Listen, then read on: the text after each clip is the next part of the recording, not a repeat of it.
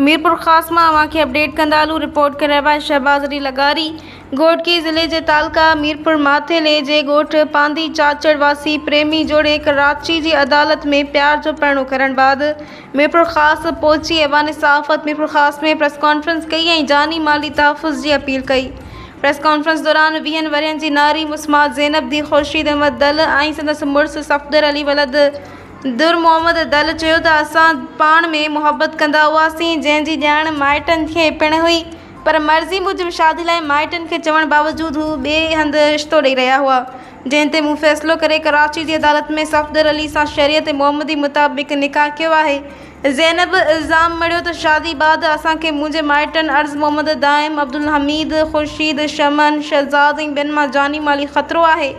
हू असांखे बाक़ायदा धमकियूं ॾेई रहिया आहिनि। जोड़ी पुलिस इख़्तियारनि खे अपील कंदे चयो त हद जे जरवार थाणे जे SHO SSP Ghotki DIG Sukkur ऐं IG सिंध खां मुतालबो था करियूं त असांखे तहफ़ुज़ फ़राहम कयो वञे।